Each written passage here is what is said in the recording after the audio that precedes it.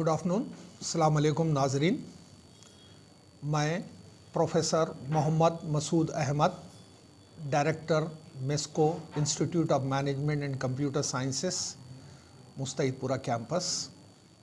हर साल की तरह इस साल भी जो कल हिंदुस्तान का जो नेशनल बजट पेश हुआ है उसके बारे में कुछ एक समराइज रिपोर्ट पेश कर रहा हूँ। बात यह है कि जो नेशनल बजट होता है हर मुल्क का, उसका अपना एक इम्पोर्टेंस होता है और ख़ास तौर से मुल्क का जो डेवलपमेंट होता है और वहाँ के जो सिटीज़न्स का जो डेवलपमेंट होता है, अंग्रेज़ी में हम कहते हैं ह्यूमन डेवलपमेंट, और वो मुल्क की मईशत का जो ताल्लुक़ होता है इकानमी का, चाहे वो डेवलप्ड इकानमी हो या अंडर डेवलप्ड हो या डेवलपिंग इकानमी हो, और इन्फ्लेशन का जो मामला होता है कीमतों का मुल्क में, ये ऐसे चीज़ें हैं जिसका दारोमदार डायरेक्टली इनडायरेक्टली नेशनल बजट के ऊपर होता है। वैसे दुनिया में 193 कंट्रीज़ हैं, हर कंट्रीज़ का अपना एक बजट होता है, पर जहाँ तक हिंदुस्तान का ताल्लुक़ है, ये सब में बड़ा डेमोक्रेटिक रिपब्लिक है पूरी दुनिया में, सब में बड़ा जमहूरी मुल्क है, और आबादी के हिसाब से ये दूसरे नंबर पे आता है चाइना के बाद। हम कहते हैं 1.4 बिलियन पॉपुलेशन, इसका मतलब तकरीबन 140 करोड़ का पॉपुलेशन चाइना के बाद दूसरे नंबर पे आता है।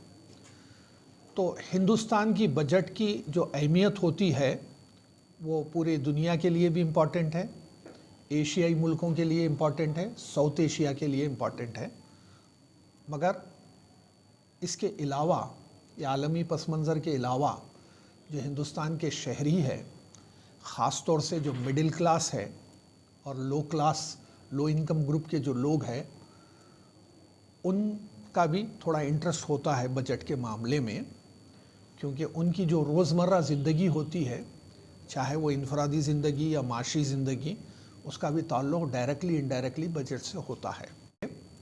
हम यहाँ पर एक ब्रीफ प्रेजेंटेशन है बजट के बारे में।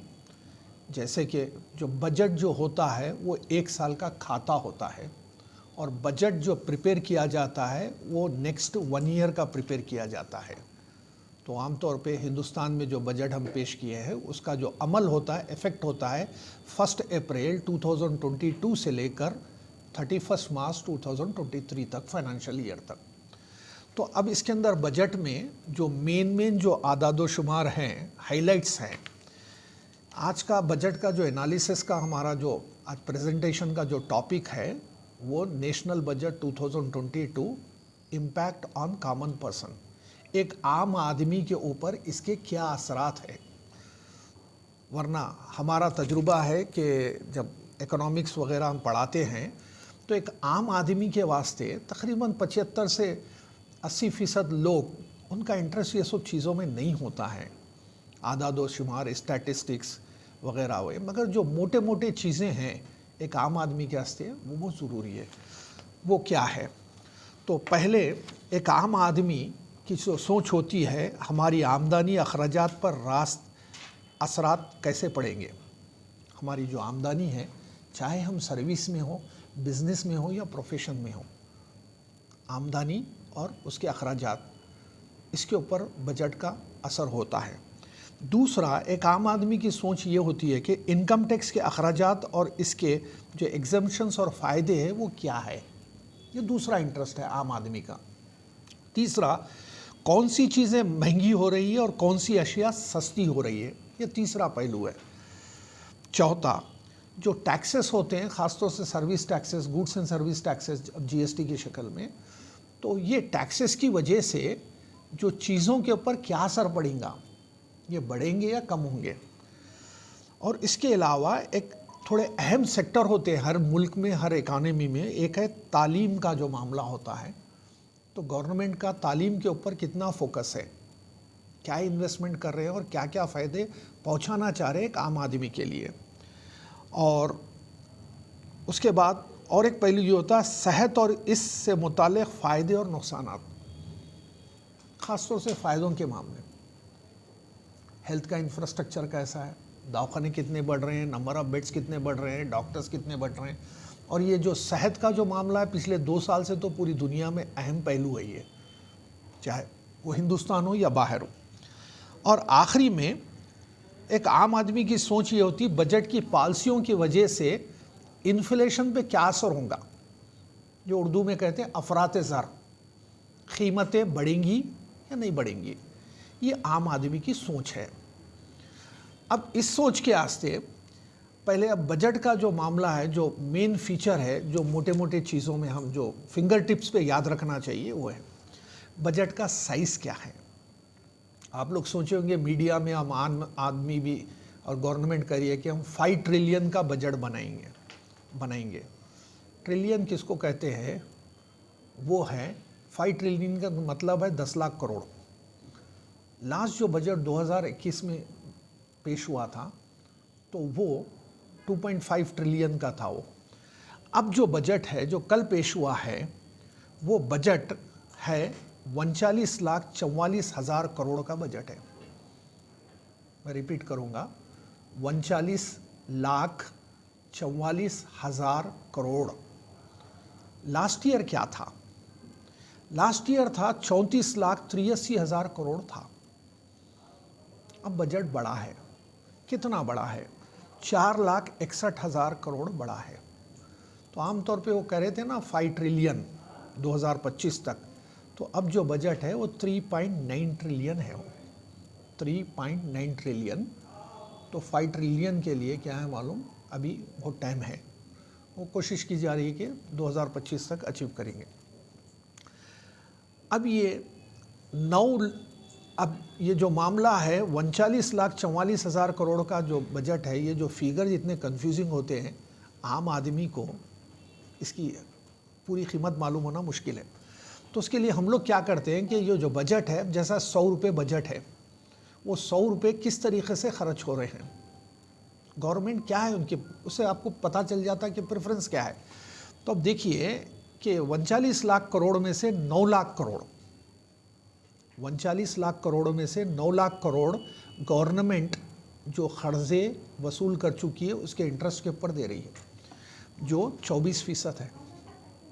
100 रुपये जो खर्च हो रहा है, 24% जो बड़ा हिस्सा है वो क्या है, कर्ज़ों के इंटरेस्ट की अदायगी है। दूसरा मामला है दिफाई तरक्की के लिए सरमायाकारी, डिफेंस के वास्ते 3 लाख करोड़, वो हिस्सा आ रहा है 10%। तो आम आदमी के वास्ते सोचना ये है कि अगर पूरा बजट जो बना है 39 लाख करोड़ का, 24% जा रहा है कर्जे के इंटरेस्ट की अदायगी में और 10% जा रहा है डिफेंस में। और उसके बाद तीसरा जो मेन सेक्टर है, मेजर मैं बात कर रहा हूँ, वो ट्रांसपोर्ट और इंफ्रास्ट्रक्चर है। ख़ास तौर से कल फाइनेंस मिनिस्टर ने ट्रांसपोर्ट के जो जितने रास्ते हैं, रोडवेज़ है, एयरवेज़ है, सीवेज़ है, जो भी है, 7 किस्म के सेक्टर्स आइडेंटिफाई किए हैं। उसके लिए 3,51,000 करोड़, 9% बजट उसके ऊपर खर्च हो रहा है, इंफ्रास्ट्रक्चर के ऊपर।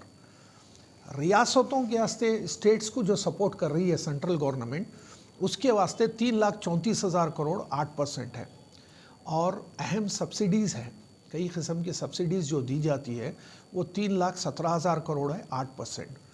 और देहातों, रूरल डेवलपमेंट के ऊपर 2,06,000 करोड़ है, 5%। एग्रीकल्चर उसके ऊपर है 1,51,000 करोड़, टोटल है 39 लाख करोड़, उसमें से 1,51,000 करोड़, 4% वो।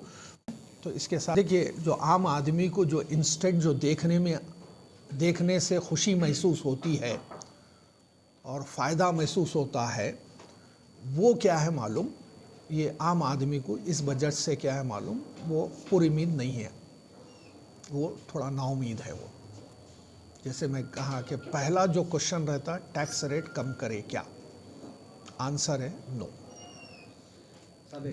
कि ये बजट के जो अलोकेशंस रहते हैं, हर मिनिस्ट्री वाले अपना अपना क्लेम दाखिल करते हैं कि हमारे को ये डेवलपमेंट करना है, हमारे को ये डेवलप करना है। जो सेंट्रल गवर्नमेंट होती है, रूलिंग गवर्नमेंट, वो लोग एक अलोकेशन डिसाइड करते हैं। तो अलोकेशन कैसा डिसाइड करते हैं कि हमारे को कौन से सेक्टर्स को क्या कि डेवलप करना चाहिए। तो ये जो सोचने का जो अंदाज़ है, काम करने का अंदाज़ है, ये गवर्नमेंट का अपना मामला होता है, मगर ये आम आदमी को ये चीज़ें सही समझ में नहीं आते हैं। जैसे आप क्वेश्चन करें कि फ़ायदा है या नुकसान है, कैसा है, तो इसके वास्ते 2-3 चीज़ें हैं सिर्फ। टैक्स क्या है, इनकम टैक्स, ख़ास तौर से सैलरीड जो टैक्स लोग रहते हैं ना, बहुत ही फ़िक्रमंद होते हैं हर साल बजट के लिए। जो सैलरीड जो लोग होते हैं, क्योंकि TDS डिडक्ट होता है उनका, तो उन पे असर ज़्यादा रहता है। तो वो लोग थे, वो लोग सेटिस्फाइड नहीं हैं। लोगों का सोचना है कि इंडस्ट्री को फ़ायदा हो रहा है वगैरह। वो इंडस्ट्री को 3 हिस्सों में डिवाइड करते हैं हम लोग, large scale, medium scale, small scale. जैसा क्या है, मिडिल इनकम ग्रुप और लो इनकम ग्रुप के लोग इसको समझ नहीं सके और इस पर खुश नहीं है। ये इंडस्ट्री पे भी वैसी इफेक्ट है। MSME बोल के जो सेक्टर है, मीडियम एंड स्मॉल इंडस्ट्री, वहाँ भी क्या है, समझे थे कि क्या है, बहुत सी चीज़ें वहाँ पर होंगे, वहाँ पर उनके ऊपर भी क्या है मालूम, कुछ इन्वेस्टमेंट होगा, उनको फ़ायदे पहुँचाएंगे, मगर वहाँ भी नहीं हुआ। और स्मॉल इंडस्ट्रीज़ और मिडिल इनकम और लो इनकम ग्रुप के लोगों का जो सोचना था सिटीजन्स का, भाई चलो कि क्योंकि हमारी आमदनी कम हो रही है और रेट्स, प्राइसेस बढ़ रहे हैं बारे में, और इस साल के बारे में सोचता है। ये देखिए, हमारे जैसे लोगों का भी सोचना ये था कि कुछ स्कीम्स ऐसे रहेंगे जो क्या है मालूम, डायरेक्ट वो इलेक्शन पे असर करेंगे। देखिए, बात यही है कि जो वोटर है हिंदुस्तान में, जो वोटर का जो परसेंटेज है, वो middle income, low income group में ज़्यादा है और रूरल में ज़्यादा है वो। तो उसके वास्ते जितने चीज़ें लोग, जो भी जितने भी एक्सपर्ट है, वो सोचे थे कि इतने सहूलियतें मिल जाएंगे जिसकी वजह से इलेक्शन में फ़ायदा होगा वगैरह वो है। मगर ये जब पेश हुआ, उसके बाद हम जो देख रहे हैं, तो हम जो समझे तो उतना नहीं हुआ इसके अंदर। मैंने समझता हूँ कि क्या हमारी रियासत का भी जो मामला है, वो बजट एलोकेशन, वो रियासतों के डेवलपमेंट के ऊपर है, वो 4थे नंबर पर है। वो पूरे रियासतों का मामला है, और वो रियासतों का जो मामला है, वो इंटरनल एलोकेशन हो, उसका एक अपना सिस्टम है, समझ जाओ।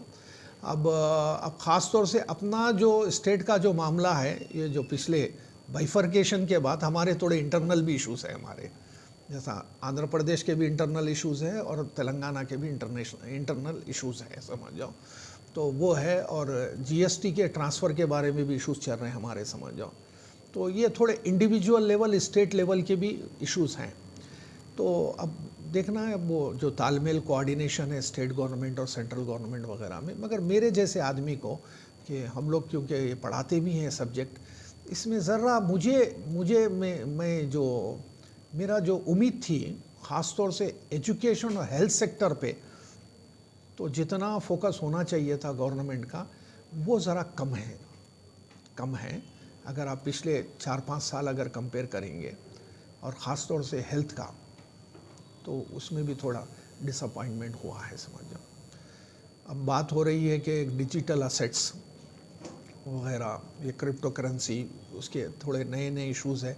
मगर ये भी इतनी, देखिए, ये इकानमी और ये करेंसी और ये फार्म के बारे में जो बोल रहे, इतने कॉम्प्लिकेटेड है, वो आम आदमी के समझ से बाहर है सब चीज़ें, समझ जाओ।